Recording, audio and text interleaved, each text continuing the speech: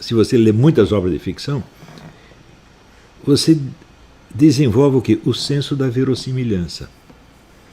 Meu filho, se você não tem o senso da verossimilhança, sabe quando você vai chegar a entender o que é o provável, o que é o verdadeiro, e a diferença do verdadeiro e do falso? Nunca na sua porca vida. Se você não sabe nem saber se uma coisa parece verdade, como é que você vai saber se é verdade ou não? Então, a mente, para ela chegar a ser capaz de investigar a realidade, distinguir o verdadeiro do falso, ela tem que treinar na percepção do verossímil e do inverossímil durante muitos anos. E é por isso que o ensino literário é tão importante na vida. Você tem que aprender isto, meu filho, antes de você ir aprender física, matemática, história, qualquer ciência que seja, ciência social. Claro. Então, se você não tem o treino literário, você não tem nada. Você simplesmente não tem cultura. Você nunca vai entender uma discussão na qual você entra. É um negócio absurdo você ver como pessoas que têm, às vezes, uma formação científica excelente podem ser imbecis ao ponto de não entender nada do que estão lendo. Eu outro dia até estava contando, é só vou lembrar para vocês de novo. Né? Teve um sujeito, era um engenheiro aqui de Boston. Né? Engenheiro de Boston, mais ou menos o que ele era realmente. Né? Então, ele me dizia assim, tudo que está na teoria do Newton foi tirado da experiência. E daí eu respondi o seguinte, olha, se você lê o livro do Newton, em vez de simplesmente ler estudar física de Newton no manual do Antônio de Souza Teixeira Júnior, que a gente estudava no ginásio, você vai ver que ali pela página 3 ou 4, ele expõe as noções fundamentais que ele vai usar depois na sua descrição da estrutura do mundo. Duas dessas noções são a noção de espaço absoluto e tempo absoluto. O que é o espaço absoluto? É o espaço sem nada dentro, o espaço sem coisas dentro. E o que é o tempo absoluto?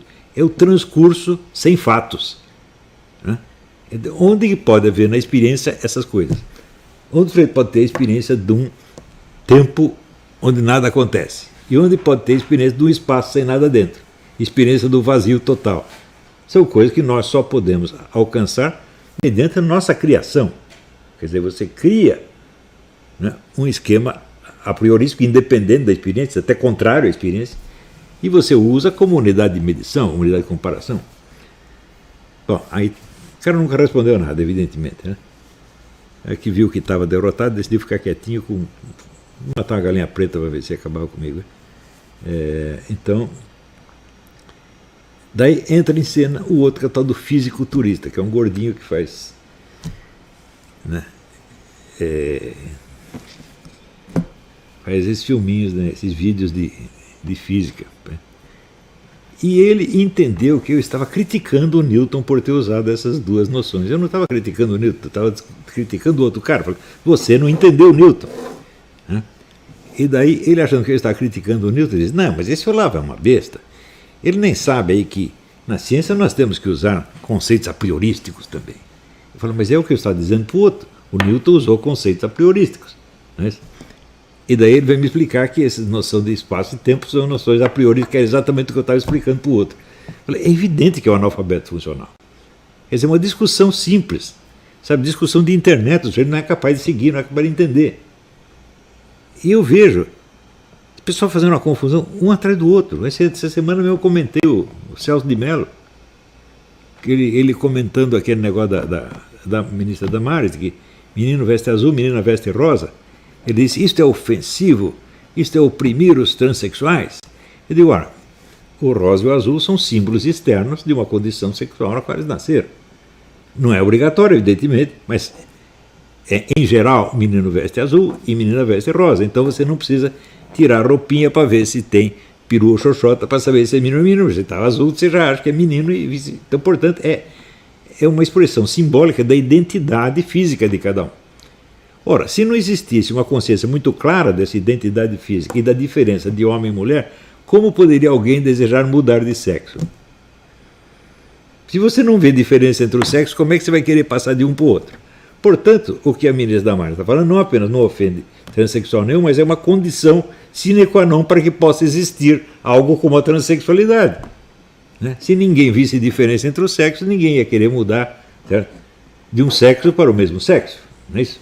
Então, ninguém vai fazer operação para mudar do sexo que ele tem para o que ele já tem, não é isso? Então, o que é esse? Esse homem é analfabeto funcional. E está lá julgando e decidindo a vida de milhões de pessoas. Da onde vem tudo isso? Eu digo, na falta de cultura literária no começo da vida, né? O sujeito não leu nem, sei lá, nem Tio Patinhas e já entra na faculdade de Direito e vai ler lá os tratados do, sei lá, do Miguel Reale, do Carneluti, não sei de quem mais. Vai só fazer confusão, meu Deus do céu. Vocês estão entendendo? Quer dizer, quando eu falo a primeira coisa é a cultura literária, eu sei o que eu estou falando. Né? E eu percebo, por exemplo, o meu entendimento de linguagem é não apenas superior, mas infinitamente superior de um Celso de Mello, do fisiculturista. Por quê? Porque eu tive esse treino, meu Deus do céu. Foi uma sorte. Foi o livro que caiu na minha mão. Tá entendendo? Caiu a pequena bibliografia crítica, então eu falei, bom, então eu não preciso descobrir por mim mesmo quais são os escritores brasileiros mais importantes, porque o Carpo já fez isso aí. Também, veja, por que o Carpo fez isso? Essa foi a primeira coisa que ele fez no Brasil, o primeiro livro que ele fez no Brasil. Ele chegou e disse, eu quero saber qual é a literatura desse país onde eu estou. Então o que ele fazia?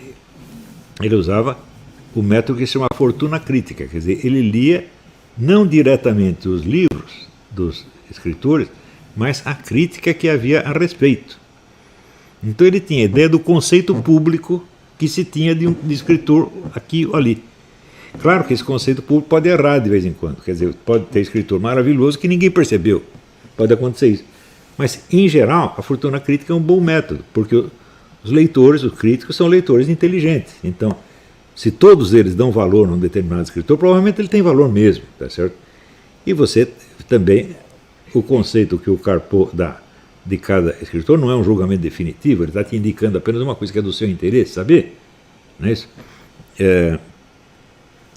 Então, aquilo ali já me deu a lista do que eu iria ler pelos próximos anos. Quer dizer, o que eu li aí, estudei da pequena bibliografia crítica, e depois eu li praticamente todos os livros que estavam ali. Se não li praticamente todos, eu li no mínimo um de cada um dos escritores que estão ali indexados. E por esse um eu sabia se precisava ler os outros ou não. E depois, na história da literatura ocidental, eu fiz a mesma coisa, só que eu não acabei de ler até hoje. Eu fui anotando todos os escritores que eram importantes. Bom, isso foi a lista das minhas leituras principais até hoje. Claro que depois eu desenvolvi outras técnicas para estudo e informação, né, para a formação da bibliografia crítica desse ou daquele assunto. Eu sei fazer isso. Né? É claro que esta experiência inicial não é suficiente para isto, por exemplo, mas você estudar a história de uma ciência, de um determinado ramo de conhecimento, ver como aquilo se desenvolveu ao longo do tempo e quais os livros que marcaram essa história. Ou seja, quais são as contribuições fundamentais para esta ciência, não é certo? Também, é claro, pode haver erro. Né? O estudioso que está fazendo essa seleção, ele pode se enganar. Ele pode achar que tal livro foi fundamental e não foi tanto. E outro ele pode nem perceber. Tem livros... Eu mesmo descobri muitos livros fundamentais que os estudiosos da área não tinham nem percebido que existia. Mário Ferreira é um desses. Né? Se você perguntar para... Quando eu comecei a estudar o Mário Ferreira, ninguém sabia quem era Mário Ferreira. Ninguém. Até os antigos alunos dele não o tinham entendido direito, estavam inventando coisas. Né? Tinha um padre que tinha sido aluno dele. Eu falei, o senhor estudou com o Mário? Ah, sim, o Mário era um estudioso de Nietzsche. Né? Eu falei, não, o Mário estudou Nietzsche no começo da vida dele, depois ele foi tão além disso que você nem imagina. Né? Quer dizer, ele tinha uma ideia errada, uma ideia parcial do Mário Ferreira. Então, ali, eu vi uma deficiência no conceito público que se tinha do que era a história do pensamento no Brasil. A USP não tomou conhecimento do Mário Ferreira até hoje. O que prova que são todos ignorantes. Mas se você não é capaz de perceber dos filósofos do país qual é o mais importante, qual é o mais talentoso, então você não percebe nada. Aí você vai perder tempo lendo o senhor Arthur Janot ou Dona Marilena Chauí. Né? Aí você perde tempo. Né? Agora, o Mário nunca perde tempo. Né? O Mário não é perder tempo. O Vicente Ferreira da Silva, embora louco total, não é perda de tempo. O padre Maurílio Penido não é perda de tempo. O Wilhelm Flusser não é perda de tempo. Mas ele achou que ficar no Brasil era perda de tempo, porque ninguém ligava para ele. Por quê? Porque onde que ele publicava as coisas dele? Artigo de jornal. Daí o pessoal da USP empinava o narizinho e falava, não, ele é apenas um jornalista. O cara se encheu o saco, foi embora para a Alemanha e imediatamente foi considerado um dos principais pensadores da Alemanha. Né? O alemão não julga um negócio por onde está publicado, não é pelo conteúdo que está escrito. Né? Mas o brasileiro não aprendeu ainda a fazer isso. O brasileiro liga muito para a aparência e todo brasileiro tem um complexo de inferioridade social. Todos têm. Eu já expliquei por que é assim. Porque a sociedade brasileira não tem normas claras. Então você não sabe o que você precisa fazer para agradar em certos ambientes. Você tem que adivinhar. Quer dizer, tudo é cheio de regras secretas. Aqui nos Estados Unidos não, você já sabe, né? Praticamente a regra está escrita na porta. Não faça tal coisa porque nós não gostamos. Né? E faça tal outra que nós vamos te adorar. Aqui é muito claro isso. No Brasil não, então você tem que adivinhar a regra. Então todo mundo é muito inseguro. Não é só por isso que é inseguro, é claro. Veja, a inconstância, por exemplo, da política brasileira. Nós, no século XX, nós tivemos 7 constituições, meu Deus do céu. E até hoje você vê o órgão encarregado de manter a Constituição, que é o STF, é o primeiro que viola. Né? Então, não tem normas essa coisa. Isso é uma total perdição. Então, por causa disso, se você vive na confusão total, você fica inseguro. E se você fica inseguro, bom, você vai ter que encontrar meios de se fortalecer artificialmente, para se sentir um pouco menos de medo. Não é isso? E, então, isso aí é a origem de inumeráveis erros.